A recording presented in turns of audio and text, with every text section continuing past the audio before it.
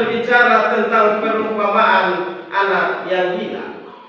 Kalau bicara soal anak yang hilang, tentu menjadi pertanyaan paling pertama, kok bisa anak hilang? Kok bisa firman Tuhan berbicara tentang anak yang hilang?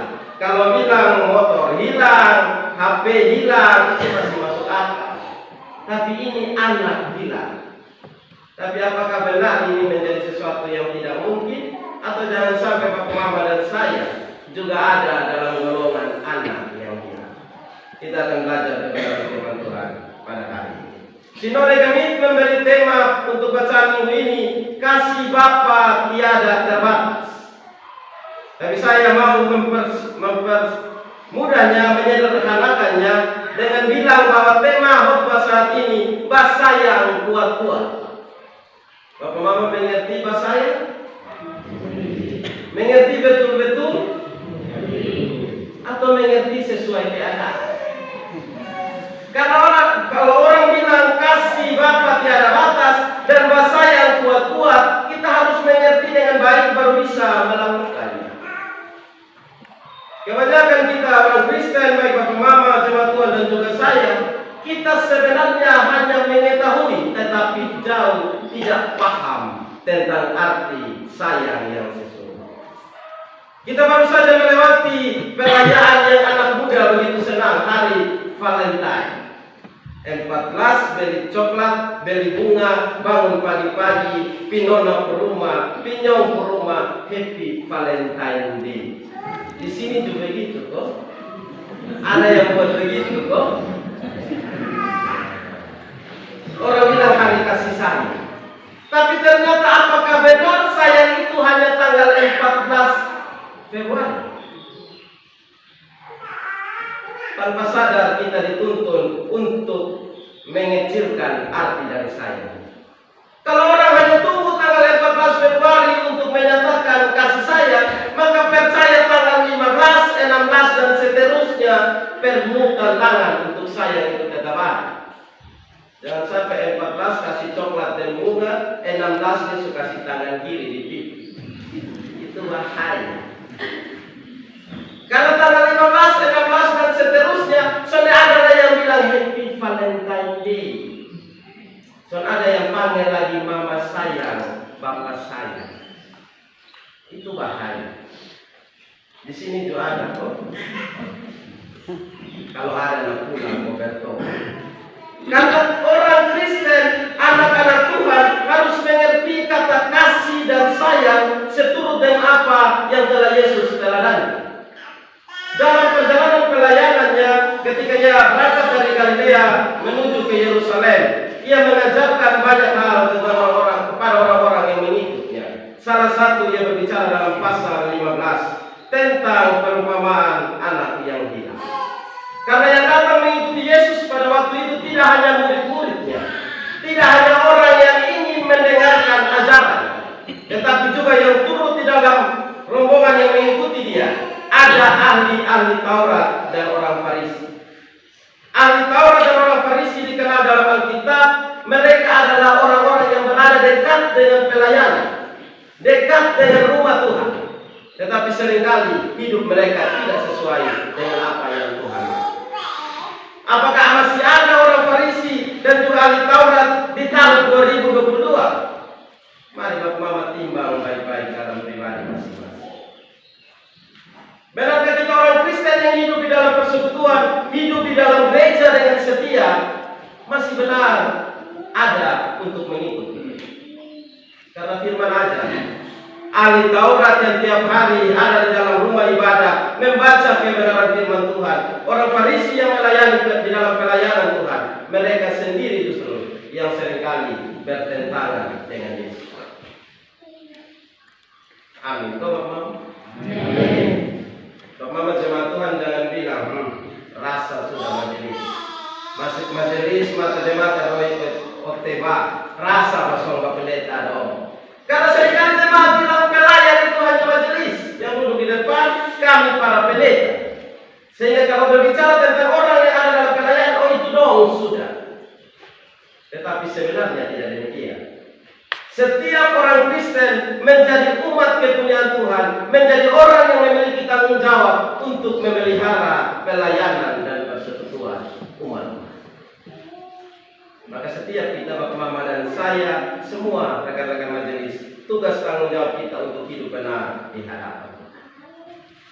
Hari ini firman ajarkan bagi kita ketika orang-orang Farisi, ahli-ahli Taurat mencobai Yesus dalam ajarannya, ia memberikan perumpamaan yang bagus. Dalam perumpamaan ini ada 4 tokoh yang bisa kita pelajari. Yang pertama tokoh bapa, yang kedua anak bungsu, yang ketiga anak sulung, dan yang keempat adalah hamba. Kita mulai satu-satu. Dalam bacaan firman Tuhan ini, Bapa ditunjukkan dengan karakter yang penuh kasih sayang, yang sabar, dan juga penuh dengan cinta kasih. Jadi tidak hanya sebatas sayang, tetapi juga di dalamnya ada cinta kasih yang tulus dan dia sama. Amin toh. Bapak-bapak amin toh. Yang laki-laki amin toh. Firman bilang ini Bapak, dia orang yang penuh kasih sayang. Bagaimana dengan bapak-bapak di jemaat ini? Benarkah bapak-bapak juga bapak-bapak yang menyayangi keluarga? Benarkah kita juga menjadi orang yang sayang terhadap apa yang Tuhan anugerahkan di sisi kita? Sayang kepada istri, sayang kepada anak-anak. Saudara usah jawab dalam hati pulang dan merenung.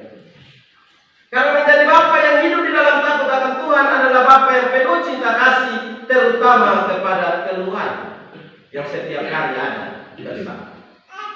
Memang di Raijua, aku lihat omong konteks di Raijua. Banyak bapak-bapak itu dia lebih sayang dia punya hewan peliharaan daripada keluarga.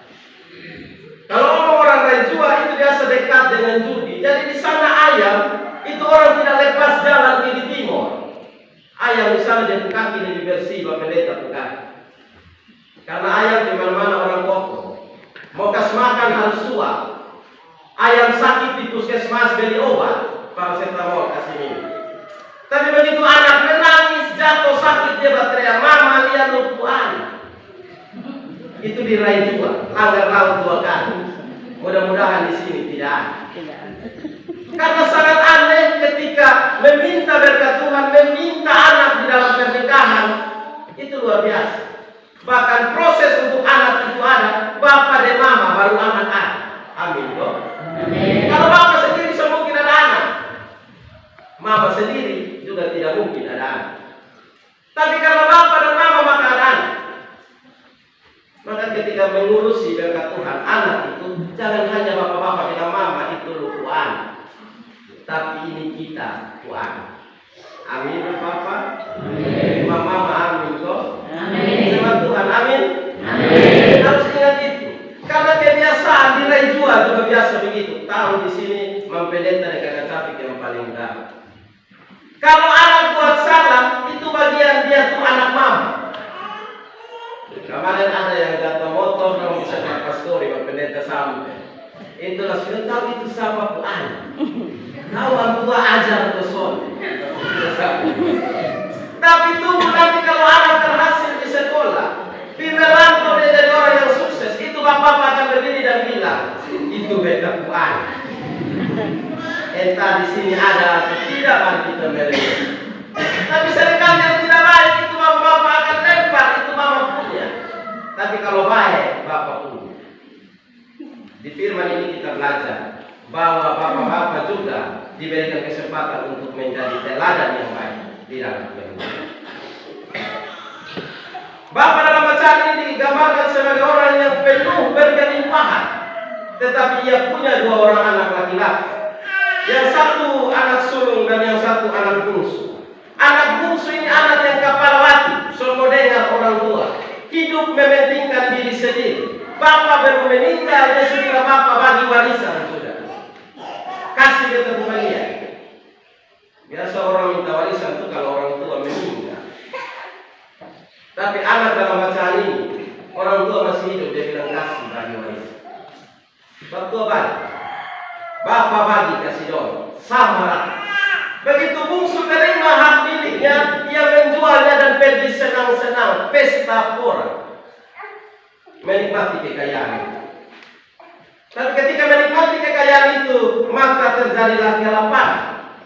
Dan ia juga pada akhirnya karena salah mempergunakan kekayaan yang diberikan bapaknya, ia sampai jatuh miskin. Tidak hanya itu, ia jatuh miskin digambarkan dalam bacaan ini di dalam ayatnya yang ke-16. Bahkan untuk mengisi perutnya, ia rela untuk mau meminta makanan yang adalah makanan babi pada waktu itu. Bagaimana terhinanya anak bungsu yang keluar dengan penuh kebanggaan, penuh dengan kemewahan, pada akhirnya dibentuk Tuhan dalam proses hidup sampai demikian. Dari si bungsu ini kita belajar satu hal yang menjadi gambaran orang Kristen bahkan sampai dengan saat ini. Seringkali kita hidup di dalam rasa percaya diri sendiri, tidak menganggap orang lain, dan bahkan menganggap diri paling benar di dalam kehidupan. Apa-apa mau ikut dia. Seringkali orang Kristen. Dan pada akhirnya, karena tidak menganggap orang lain, mementingkan diri sendiri, seringkali sakit hati dan kegagalan menjadi ujung. Bagaimana kehidupan Bapak Mama dan saya, baik di dalam gereja maupun di luar gereja? Benarkah orang Kristen masih hidup di dalam takut akan Tuhan, atau ada pada posisi si bungsu itu? Dapat hal yang mempermuliakan Tuhan dipakai untuk tidak mempermuliakan Tuhan. Diberi kesempatan menjadi orang yang berada, punya banyak materi, tapi kemudian tidak dipakai untuk mempermuliakan nama Tuhan. Apakah Bapak Mama dan saya ada pada gambaran anak bungsu? Mari kita merenung masing-masing. Untuk menuntun dalam perenungan itu, Bapak Pendeta punya satu pertanyaan. Rekan-rekan majelis, jemaat tolong bantu jawab. Kira-kira seluruh tanah di Bone ini siapa punya? Semua tanah yang ada di Bone ini siapa punya? Tuhan punya. Amin. Kalau Tuhan punya, maka yang tumbuh dan hidup di atasnya siapa punya? Tuhan punya. Maka ketika diberikan bagi Bapak Mama untuk dikelola, ingatlah bagian itu. Pendeta bersyukur karena dapat pengalaman baik di mata jemaat ini. Minggu ketiga menjadi minggu ke-10. Hari diingatkan kakak pendeta di sana. Tapi benarkah kita masih mengerti perpuluhan itu atas kesadaran bahwa semua yang kita peroleh adalah milik Tuhan? Ataukah hanya karena kebiasaan di gereja? Ataukah kita justru berlaku seperti si bungsu yang tidak tahu diri dan tidak mengingat bahwa kepunyaan itu berasal daripada Bapa? Mari kita timbang diri. Kita sedikit belajar, karena jarang-jarang ketemu, maka mungkin ini ketemu pertama dan akan lama kalau ketemu. Dan enaknya pendeta kalau berkhotbah di tidak jemaatnya itu bebas. Jemaat terima son terima, mau suka son suka. Sebentar Bapak Pendeta sepulang sah. Jadi omong bebas. Amin ya Bapak Majelis. Mau majelis amin kok. Kalau Bapak Pendeta di sini pasti bebas ke Bapak Pendeta ketika di rejo. Mau omong sebentar satu putar muka, baik mau muka tambahan. Seringkali putar muka, awas muka son tambahan. Menyesal sudah lama. Mari kita tes apakah benar kita hidup menghargai apa yang Tuhan beri. Kalau kita memperoleh 1.000 rupiah, perpuluhan berapa? Kalau 1.000 rupiah kita dapat dari pekerjaan kita, perpuluhan berapa? 100 rupiah. Kalau 100.000 berapa perpuluhan untuk Tuhan? 10.000. Kalau 1 juta berapa untuk Tuhan? Kalau 10 juta berapa untuk Tuhan? 1 juta dan seterusnya. Kalau dapat berkat 100.000, tarik 10.000 itu gampang. Bukan dompet uang merah itu. Amin. Bapak Mama. Tapi begitu dapat berkat 10 juta, ini yang bahaya. Dapat berkat 10 juta perpuluhan itu berapa Bapak Mama? 1 juta. Daun merah 10 lembar. Hitung 1 1, 2, 3, 4, 5, 6, 7, 8, 9, 10. Lihat ini uang bolak-balik 10 memang. Ini kalau yang 10 pakai beli sayur, beli make up, pasti dapat banyak. Majelis itu sudah tahu. Ame amplop isi 109 pakai satu. Mudah-mudahan di sini tidak. Kalau kita mengerti bahwa perpuluhan menjadi tugas tanggung jawab iman yang harus kita berikan, maka berapapun jumlah berkat yang Tuhan berikan, kita harus mengingat bahwa 10% menjadi milik Tuhan yang dipakai untuk mendukung kelayakan. Amin. Itu kalau uang. Kalau hulu hasil bapak-bapak, mama-mama itu sendiri. 10 bulir jagung, 1 kasih untuk Tuhan. Kasih yang terbaik. Itu akan benar mendatangkan berkat bagi kita dalam hidup. Si bungsu tidak melakukan itu, pada akhirnya berkat diambil kembali daripada hidup yang tidak menghargai berkat Tuhan. Walaupun pada akhirnya ia menyadari itu dan bertobat, tetapi ia dalam kehidupan seperti itu. Bagaimana dengan si sulung? Sulung ini dia hidup taat, rajin, tinggal dekat orang tua, tidak jalan kasih tinggal dia bapak. Tapi apa yang terjadi ketika si bungsu bertobat dan pulang? Dia mulai iri hati. Dia tidak suka adiknya kembali. Bahkan dia marah karena bapak buat pesta untuk anak yang model seperti ini. Jadi orang Kristen pun banyak yang demikian. Ketika kita sudah ada dalam kekristenan, terkadang kita menjadi serupa dengan anak sulung yang disampaikan dalam firman ini. Karena dia rajin gereja, karena dia Kristen, karena dia rajin untuk memuji Tuhan, karena dia rajin untuk berdoa, dia anggap dia paling baik. Dan kemudian menghakimi yang ada di sekeliling. Kalau di Raya Jual, kita kembali orang Raya Jual. Kadang orang Kristen tidak setuju itu. Lihat sesama saudara yang tikol ayam di tempat haji, dia akan lihat dan ujung rambut sikat.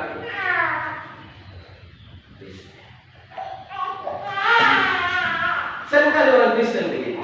Pandai menilai orang, pandai melihat kesalahan orang tanpa terlebih dahulu melihat pribadi sendiri. Si sulung dalam bacaan ini menunjukkan akan hal. Dia rasa bahwa dia hidup dekat dengan Bapa, maka dia yang paling layak.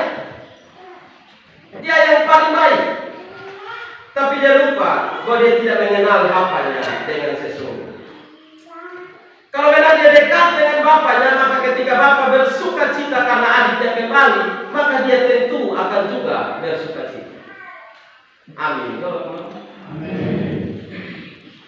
Terkadang orang Kristen kita, Bapak Mama dan saya ini, ketika kita sudah rajin gereja misalnya dan ketemu orang yang tidak masuk gereja, satu kali dia masuk gereja, dia dari pintu gereja semua lihat. Pasti sudah ada masalah. Tanpa menilai apakah kita baik di dalam itu. Karena mungkin kita rajin beribadah, tapi bagaimana dengan mulut kita, dengan pikiran kita? Mungkin pikiran kita baik, tapi bagaimana dengan perkataan kita? Menjadi Kristen adalah hidup seutuhnya di dalam teladan yang Tuhan ajar. Hidup seutuhnya di dalam aturan dan kehendak. Amin. Kau bapak-bapak, mama-mama. Amin. Mulai kecil. Amin. Kau. Amin. Amin. Sahabat pendeta kan sontal. Yang tahu ibu pendeta dan pendeta. Bapak pendeta berketemu ini. Tapi kalau benar rasa bahwa firman ini melengkur saya, maka pulang dan berubah. Agar pelayanan jemaat Tuhan di sini di ROI benar-benar mempermuliakan Tuhan. Menjadi si bungsu yang mungkin pernah jauh daripada Tuhan, tetapi sadar bertobat dan berbalik kepada kehendak. Orang Kristen harus sampai pada tahap itu. Karena kalau tidak, maka kekristenan kita tidaklah menunjukkan apa yang Tuhan kehendaki. Bapak Mama jemaat yang diberkati oleh Tuhan, dalam hidup ini firman mengajarkan bagi kita lewat apa yang ada dalam keseharian. Kemarin dari cabang Bapak Pendeta masuk ketemu beberapa auto pick up ada buat sak.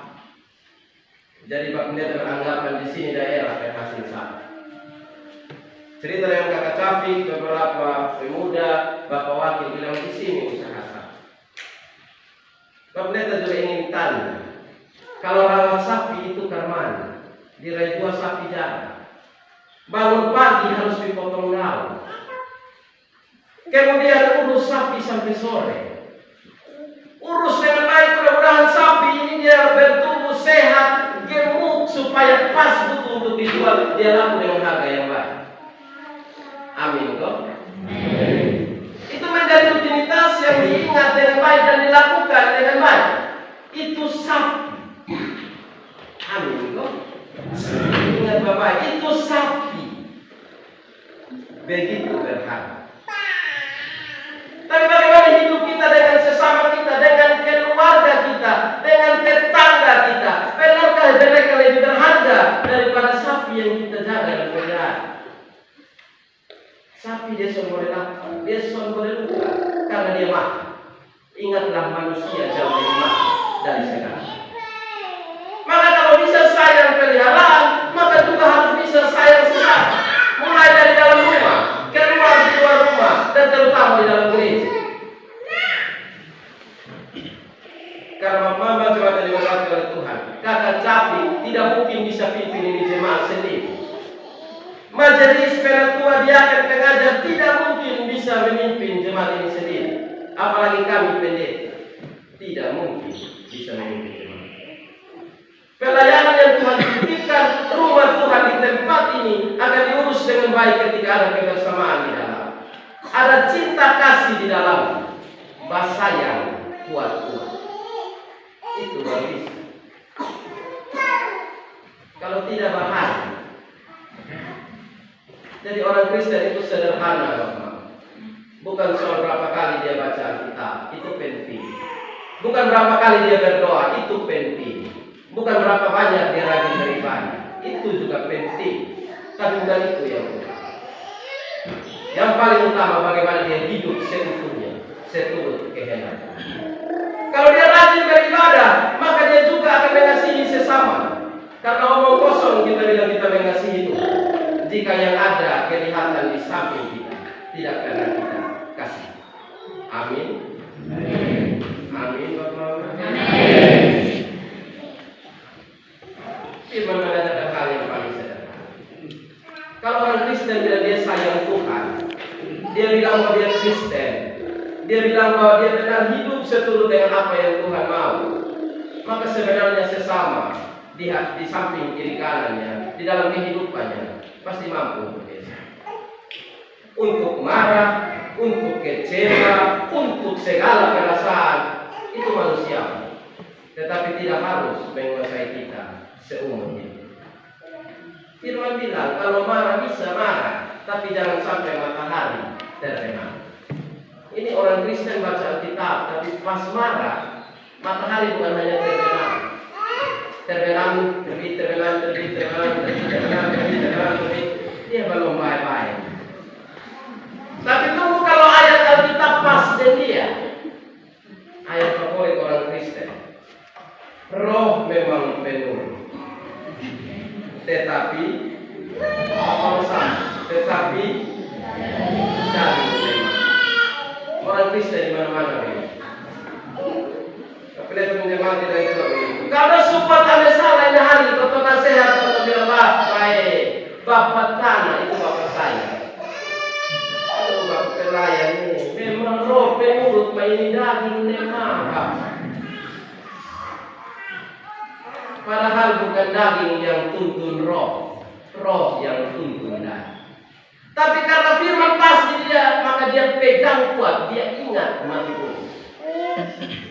Tadi di belakang Bapak Pendeta masih cerita dengan majelis, berharap bahwa di sini itu berkat Tuhan banyak dalam masuk supaya gereja cepat penuh. Tadi dengan Bapak Wakil itu juga jadi ayat favorit orang Kristen. Tuhan menciptakan manusia, kemudian titip pesan, beranak cuculah dan penuhilah dunia. Wah itu orang Kristen ayat favorit. Jadi biar pemerintah bilang cukup 2, dia bilang soleh 3, 4, 5, 6, 7, 8, 9, 10, 11. Tidak masalah banyak, tetapi bisakah kita menghargai dengan Tuhan? Itu jauh lebih penting. Intinya firman mengatakan bagi bapak mama dan saya, hidup menjadi Kristen akan jauh bermakna ketika itu dinampakkan dalam sikap hidup kita hari demi. Jemaat Tuhan di mata jemaat Elroy Oteba akan benar mempermuliakan Tuhan jika meninggalkan setiap apa yang menjadi kepentingan pribadi dan mengutamakan hidup masih di dunia. Baku marah, baku jengkel, soleh mungkin, soleh ada. Tetapi kalau ingat Tuhan tinggal di sini, maka itu akan jauh lebih penting dari sekarang. Amin. So. Amin. Amin. So. Amin.